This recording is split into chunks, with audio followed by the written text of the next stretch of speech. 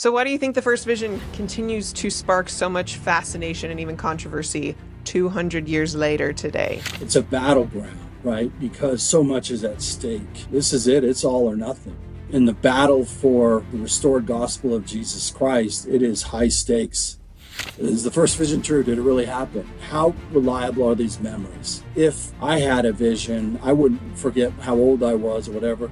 Well, that's all arrogance. And you get it from believers and unbelievers as well. Don't make accusations or insinuations based on prejudices or biases or feelings. Deduce the truth. Give the evidence. I've heard the claim that President Joseph Fielding Smith buried the 1832 account. Joseph Smith's 1832 autobiography, at some point, those pages were cut out of the book. It makes me really frustrated as a historian when people claim to know stuff they don't know. If I had seen God, I would not have forgotten who it was I saw. I hear this criticism a lot when it comes to the accounts of Joseph Smith's first vision. People who feel like the differences in the accounts mean that they're fundamentally unreliable, or Joseph Smith was being dishonest or fabricating this experience. But something that more scholars are starting to pay attention to is how memory intersects with the reliability of Joseph Smith's first vision. And not just Joseph Smith's personal memory, but also the collective memory of the church, how our understanding of this event has evolved over time. So, to help me unpack this topic, I've brought on today church historian Stephen C. Harper. He is the author of the book, First Vision, Memory and Mormon Origins, published by Oxford University Press. He is a professor of church history and doctrine at Brigham Young University. He was the former editor at BYU Studies. He was a managing historian for the Saints series. He is currently the editor of the Wilford Woodruff Papers. So welcome, Steve Harper. Thanks, Jasmine. It's great to be with you. Many of us grew up hearing Joseph Smith's first vision accounts. And I know that you argue that Joseph Smith didn't always tell the first vision in the same way. We have quite a few different accounts of this miraculous experience. Could you kind of walk us through what these different accounts are and what they might reveal about how he remembered this event? Dan Vogel, in his biography of Joseph Smith, asked a provocative question early on. He said, how certain can we be that Joseph gives us an accurate representation of what he experienced at the time of the vision? And his point was precisely because we have this evidence that's created many, many years after the event, and there are variations in the accounts. I think a better question is not a better question, sorry, but I think an answer is that we can tell some things about the event at the time from Joseph's accounts, but what we really can tell from them, and this is really what my book is based on, what we really can tell is how Joseph experienced the vision over time, not at the time so much as over time. And we don't have to make it an either or, of course, but that's what a historian can do best based on the existing evidence, is get at how Joseph Smith experienced his vision over time. How did he remember the vision in 1832 when he composed his first autobiography and made the vision the beginning of his experiences with God, written in his own hand? It's a raw account. It's based very much on his quest for redemption through Jesus Christ, which he finds in the grove, in the woods, as he puts it. The 1835 journal entry that records a telling of Joseph to a visitor from the East, an eccentric guy. In this account, we have Joseph's scribe writing a fast-paced description of the vision that Joseph is not writing. And of course, this is a vital, important thing to understand. Joseph is, when he writes autobiography, as he does in 1832, doing strategic retrieval of his memory. He's putting together a memory on purpose. He intended to do it. He sat down to do it, and he's committing it to writing. All of those things change the way he will remember. And then when he spontaneously remembers or retrieves and composes a memory, as he does in 1835, that will change the way and the nature of his memory. And then again in 1838, he's going to do autobiography. That gives us the manuscript history that's excerpted in the Pearl of Great Price. And then again in 1842, he's going to write a letter to the editor of the Chicago Democrat newspaper. And beside that, there are a handful of contemporary accounts, people who remembered hearing Joseph tell them about the vision, and then they wrote about it during his lifetime. That's really helpful. And so we've got the 1832 account, 1835, 1838, and 1842. And in each one, it seems like there's different audiences, and Joseph Smith himself is in a different mental space when he's recording these.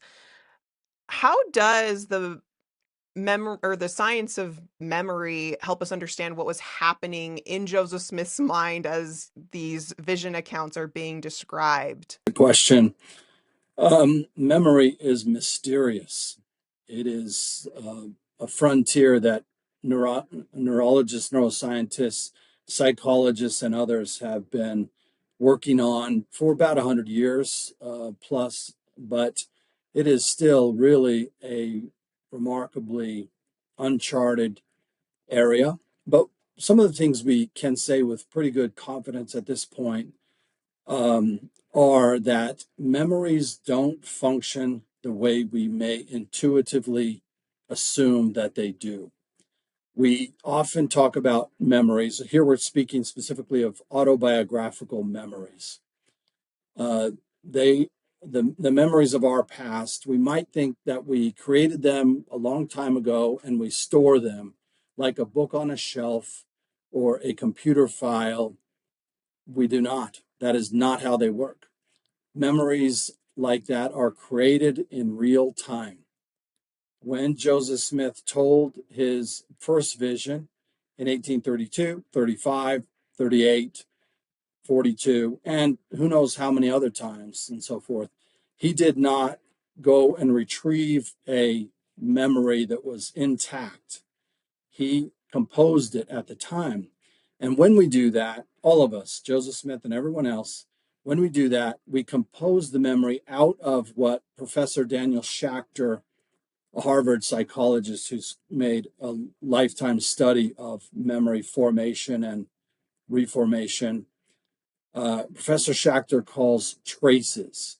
And he describes them as well as anybody, but nobody, frankly, knows exactly what we mean by this. Somewhere in us, presumably, we store traces or pieces of memory, but we combine those with our present circumstances to create a memory. We make a new memory every time we tell a story from our past, and people may deny that or reject that or think it's not true. Then the burden will be on them to produce evidence, because lots and lots of really good evidence shows that's the way it is. So that is the best way to think of Joseph Smith's first vision accounts, as autobiographical memories created in real time at the time of the memory, 1832, 35, 38, 42. And we need to study them that way. We need to identify and interrogate any assumptions we're making about memory that are not well founded. One that historians often use is that the closer a memory is to the time of the event, the more accurate that memory will be. There is zero evidence that that's the case. And it's all it is an assumption, and it's one that we just take for granted and we sort of share, but there's no reason to necessarily default to that. And so I want to challenge any assumptions that me or others make about memory and interrogate them. I want to know how Joseph remembered his vision. And that's what the book is trying to do.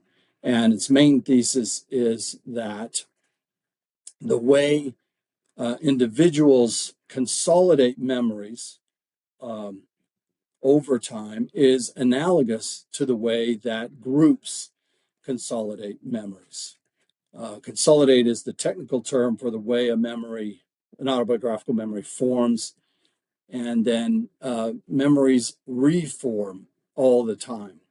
We're constantly reforming our memories. They change, they don't stay static. Memories they can be quite resilient, um, but they're not just fixed in one time and remain the same through all time.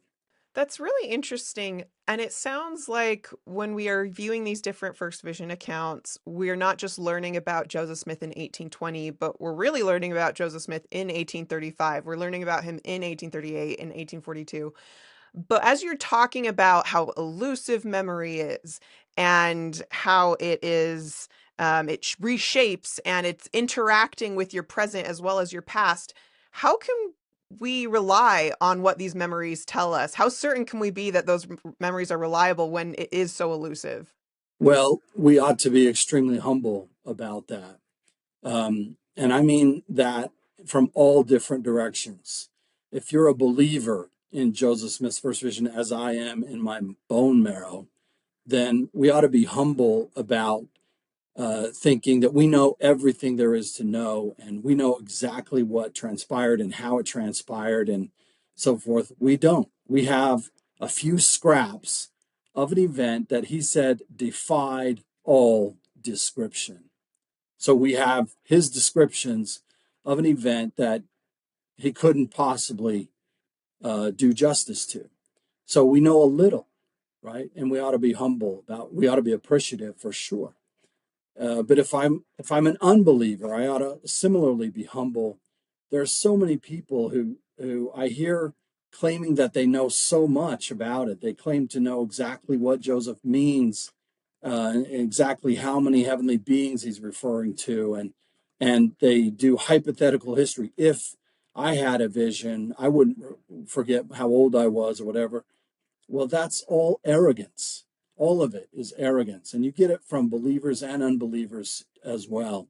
So the question is a good one. How reliable are these memories? Well, in a sense, I don't know, right? In a sense, I don't know how reliable they are. In another sense, historians have a method, a discipline, and it is that you take all of the evidence and you combine it and you triangulate it and you listen carefully to it. And when you do really disciplined work um, like that, then you get a kind of authority or credibility in passing some judgment on the historical record. And if that judgment is humble, if it acknowledges the limits of what a person knows and how they know, then you can arrive at a place where you can state with good certainty, what can be said, what can be known. And so let me say it this way. Here are some facts, right? It is a fact of the matter that Joseph Smith declared repeatedly in the historical record that he envisioned at least one, and frequently he emphatically said two divine beings in the woods of Western New York in answer to his perplexities, his distress over his personal sinfulness, and the related question about which church should he join, where would he find redemption for his personal sinfulness.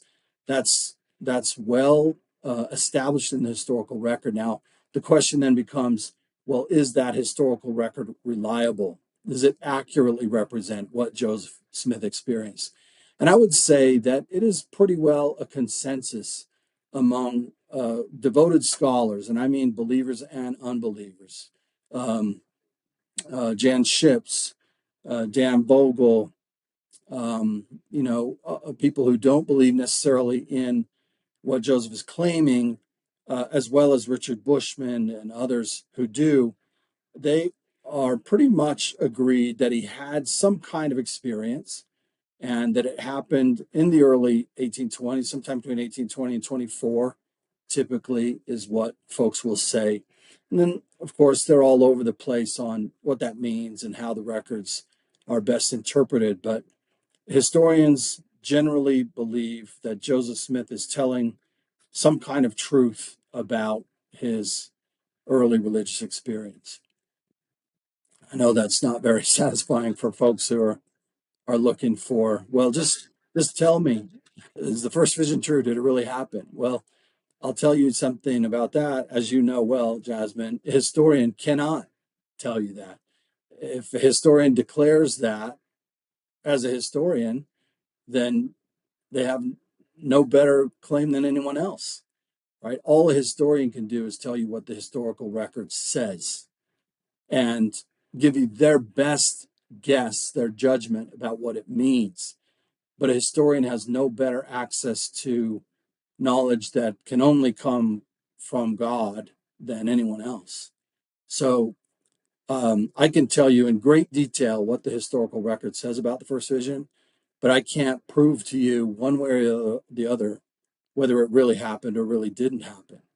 Anybody who claims that they can prove that to you is overstating their power, their ability. It would require a revelation from God to tell someone whether the first vision really happened or whether it really didn't happen. So, an unbeliever trying to be, in a sense, unbelievers bear their own testimony too, right? We sometimes make fun of our culture. I know beyond a shadow of a doubt and whatever else. Well, others will sort of give a kind of absolute certainty that the first vision didn't happen. Well, how do they know that? Right? So people should be discerning. They should learn what scholars are able to tell them and what scholars are not able to tell them. And we should learn from scholars and scholarship what we can, and we should recognize that there are limits beyond which it cannot answer our questions. And those are usually the most important kinds of questions where we need other kinds of knowledge to fill in the gaps. Well, that's really profound, and I agree. I think sometimes we overstate our claims, both on both the faithful side and the critical side. And so it's refreshing to hear that epistemic humility about recognizing what we can and cannot know. So that's Joseph Smith's memory. But the church's memory of this event is an entirely different conversation. So, like I mentioned, as a people, we tend to start with the first vision as the beginning of the restoration story. But you mentioned that that wasn't always the case, that a lot of people started with the visitation of Moroni. So, at what point did the first vision move beyond Joseph Smith's own personal memory into something that the church began to tell collectively as part of our story? This is a fantastic question. And of course, it starts with Joseph Smith. If Joseph Smith did not record any memories of his vision, it never would have gone beyond him. So the fact that he does make those records is absolutely vital. The next crucial, but it's also the case that it's not inevitable that Latter-day Saints generally will know about the first vision. People might think it is that there's, it's absolutely a given, a guarantee that all Latter-day Saints everywhere will know that Joseph envisioned God and Christ in a grove of trees. Well, that's not at all a guarantee, and there are many Latter-day Saints right now who don't know that or don't know where they know it from. We're more ignorant than we often think, and so the story of the book is the contingencies that lead us to where we are today, and there are many twists and turns in this story that could have gone all kinds of different directions than they did. The next contingency is, are the saints beyond Joseph Smith going to learn about and consolidate a group memory of his vision? And if it weren't for Orson Pratt, the answer to that is likely no. Orson Pratt, as first identified by Professor Milton Bachman, another one of the founding fathers of academic first vision studies, he showed that Orson Pratt was the main rememberer of Joseph's vision after Joseph Smith. It was Elder Pratt who did key work in repeating the memory for the saints and getting it into their consciousness and into their social hippocampus is the way that some memory scholars talk about it. Um, if you're going to remember something, that item has to be selected for memory. It has to be related to other things in your memory. It has to sort of find a place, has to stick in the web of remembered things. And that happens by somebody selecting it and relating it to other parts of your memory. And then it has to be repeated often so that it becomes ingrained. And it was Orson Pratt who did that work throughout the 1840s, 50s, 60s, and 70s until in 1880 we got the first vision as excerpted in the manuscript History of Joseph Smith, canonized in the Pearl of Great Price. And he was vitally instrumental in that half century process to lead us to that end. And along the way, there are plenty of examples and evidences that other saints and even other leaders of the church were not remembering the vision in the way that we typically do today. This might seem just completely bizarre to us, but it's true that it was not a foregone conclusion that it would be remembered and that it would be remembered the way it is remembered and told. Missionaries did not tell the story of the first vision in their missionary work in the 19th century. We didn't even use the words first vision, at least in any of our records, until Orson Pratt did it in the mid and late 1840s. The first time we can find that pair of words together in the historical record. Your book outlines different periods where the first vision is either forgotten, rediscovered, even attacked.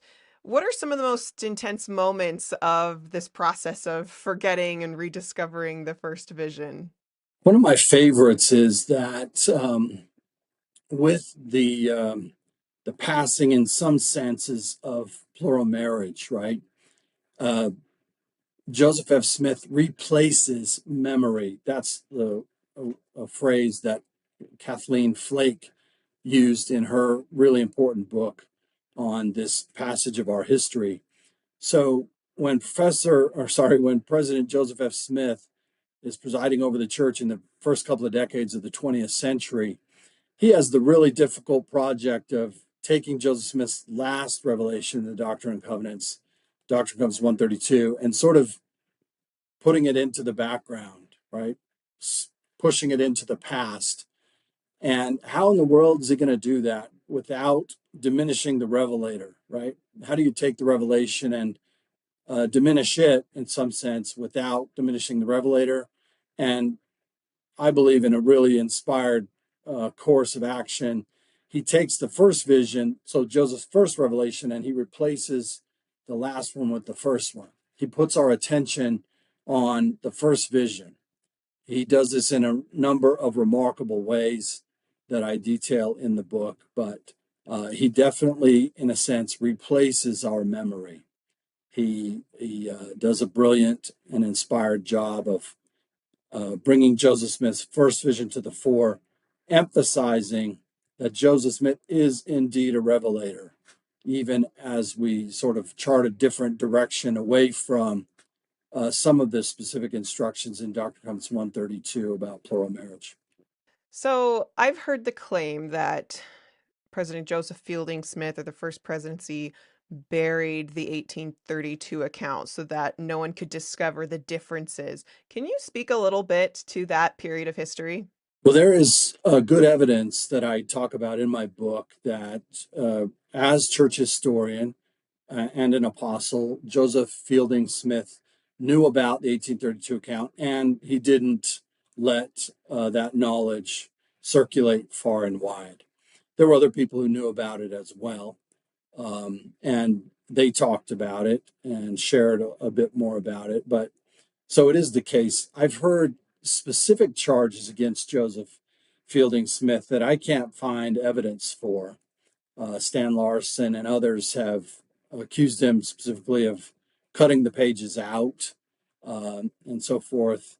And I don't know if that's the case, meaning that Joseph Smith's 1832 autobiography is the first 6 pages in what we now call Joseph Smith Letter Book 1.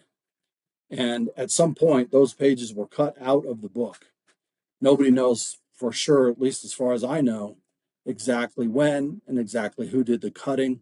So I'm not uh, trying to defend or make any claims that Joseph Fielding Smith wasn't involved in that or not. I just don't know. And it makes me really frustrated as a historian when people claim to know stuff they don't know, right? Don't make accusations or insinuations or whatever based on prejudices or biases or feelings or whatever. Deduce the truth, give the evidence. And so we could say there's plenty of good evidence that Joseph Fielding Smith is interested in suppressing that account, but I don't yet know of the specific evidence, if it exists, that he himself cut the pages or instructed someone else to do so. And I don't accept that people will say, well, of course he did because this or that other insinuation. No, give the evidence. Don't go beyond what your evidence allows if you're a historian. Well, that's very wise counsel for sure. So we've talked about like Joseph Smith's evolution of his memory of that event. We've talked about the church's evolution of how we understand that event and its importance in the restoration story. Now, fast forwarding to today, I feel like in the age of information, with the publication of the CES letter, and then in 2014 with the publication of the Gospel Topics essays, so about 10 years ago, around that time, there was a lot of attention around the accounts of the first vision and some confusions, questions, frustrations about why those different accounts exist. Maybe this is my own personal perception, but I feel like in the last 10 years as a people, we've come a long way in inoculating on these issues, on coming to understand them a little bit better. And so, um, people are more at peace with the differences between these accounts. And so my question for you is, what do you see as the future of our memory of the first vision? Do you have any predictions for how we're going to shape this memory in the future? Yeah, you bet. I'm a poor prophet, right? A mediocre historian at best and a really dreadful prophet. So take this for whatever it's worth. But I think your read is just right on that. I don't think there's as much angst and uncertainty now. I think that our new memory isn't particularly, so it's much better.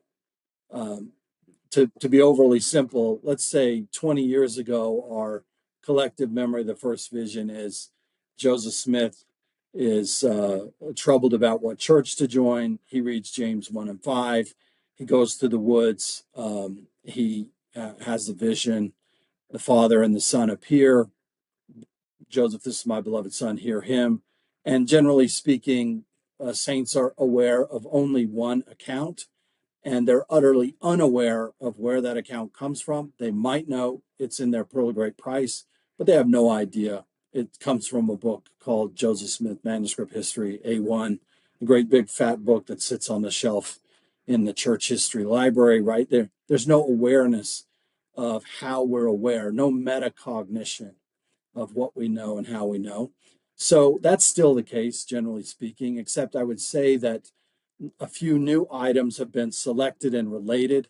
Now you could find quite a number of saints who are aware that there are multiple accounts of the vision and probably vaguely aware that they are not exactly the same and that there's some controversy over that. But for the most part, mainstream saints, believing saints, will say, well, yeah, but they were intended for different audiences, and the differences really aren't that great. The similarities are confirming, and so forth. So there's the new consolidated memory accounts for some of the facts, the historical facts that have emerged over time. It's more resilient than the old memory was, but it's not particularly well informed still, right? If I had my way, we'd all know exactly what the original documents say. We'd have to read them until we had them memorized and that sort of thing. you can see why I'm not the prophet or not in charge beyond my lust for the seer stone and other stuff. I wish I was. So in other words, I think you're exactly right. I think our collective memory is better informed than it was a decade ago. I think it's much more resilient than it was. And that's because we've consolidated a new memory that's better.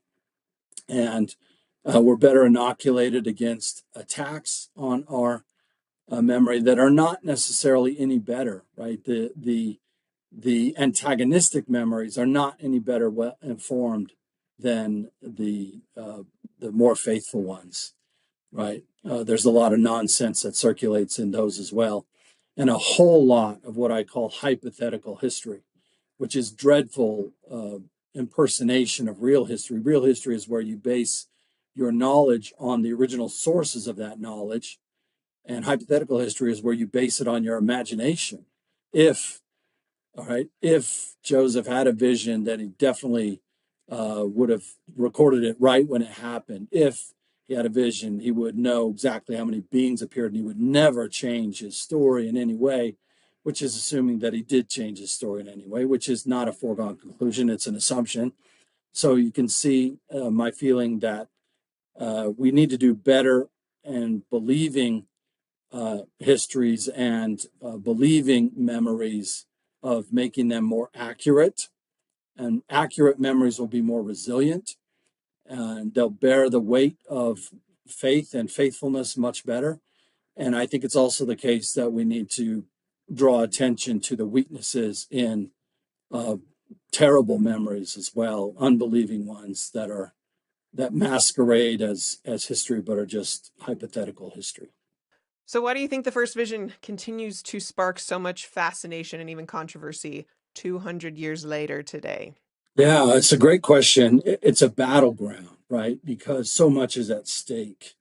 Um, if you can think of statements, President Hinckley and others, where they say, "This is it; it's all or nothing."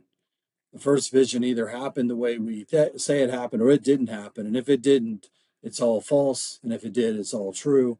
So the first vision is um, it's a in the battle for the restored gospel of Jesus Christ. It is high stakes. It is the ground that everybody wants to have, you know, in their possession, and if you don't, you want to conquer it. And so there are fights over the first vision for those reasons, and they'll continue. I'm guessing they're not going to go anywhere. Um, People on both sides of the issue or from various angles will continue to try to make their case the best way they can. It's high stakes. I wrote an article about that called "Raising the Stakes: How the First Vision Became All or Nothing." And it's accessible for free online for anybody who wants that. My last question is, why do you believe in the first vision of Joseph Smith? Well, this is a great question, and it really doesn't. People might think, well, it's because I've studied all the accounts and I did such good historical work that I believe. That's backwards, right? For me, it's because the God Joseph Smith describes in the first vision is God, a God who answers angsty teenagers, a God who forgives sins, my sins, a God who answers my prayers. That's a God that I love. And so the question then is, yeah, okay, so you're saying it's confirmation bias, right, Professor? You like that God so much that you decided he's real. Maybe in part, but that's not. I'm not satisfied with that, right? I'm not happy with just confirming my biases. I have to know the truth. I'm someone who would, if the evidence went against it, I would have to reach that conclusion. So I start with knowing Joseph's story. I learned it from my parents. I read it for myself in the Pearl Great Price, memorized it on my mission, as many people have done. And then had the very, very good fortune to study early in my college life with Professor Milton Backman, who introduced me to all the accounts, right? He had me reading them, looking at the original or images of the originals when I was sophomore in college, a junior in college.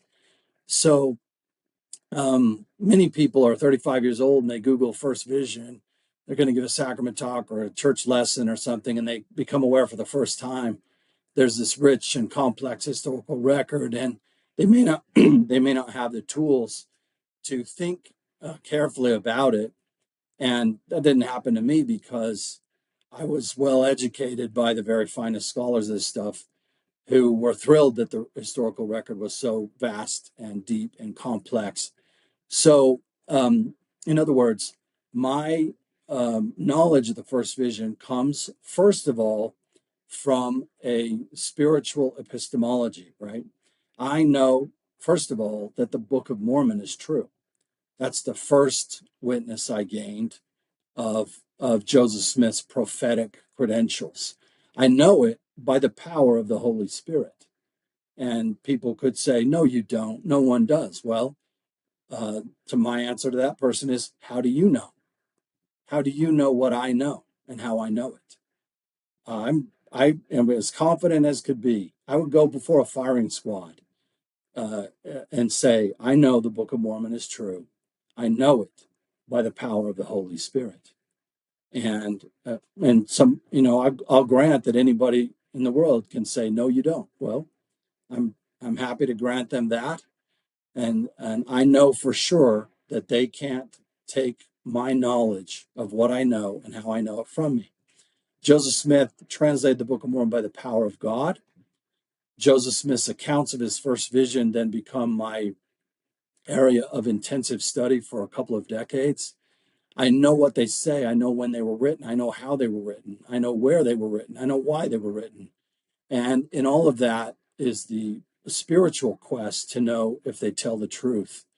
And like Professor James Allen, who I started out with, who bore his testimony to me about sticking his head into a microfilm reader back in the late 1960s and reading Joseph's 1832 account for the first time and having the spiritual conviction come to him, this young man is telling me the truth. I've had that conviction many different ways, many different times. I know by the power of the Holy Spirit that Joseph Smith is telling me the truth about the first vision. Now, somebody will say, well, which truth is it? Was he 16 or 14? I don't know. Did he mean one divine being or two divine beings in the 1832? I don't know, right? I don't know everything about it. I don't claim to. I have lots of unanswered questions, but on the question, did Joseph Smith experience a theophany? Did he have a vision of God in the woods of Western New York? Yes, is my testimony. That's my witness. And I don't know it because I've studied the historical records more than most people. I know it by the power of the Holy Spirit. And because I know it, and because it's such high stakes, I've made a diligent study of the historical records of it to try to understand it better and better. You can read his book, First Vision Memory and Mormon Origins, published by Oxford University Press. And also be sure to check out the newest episode of the Informed Saints podcast, where we talked about the first vision and the science of memory and how that intersects. So thank you all, and we will see you next time.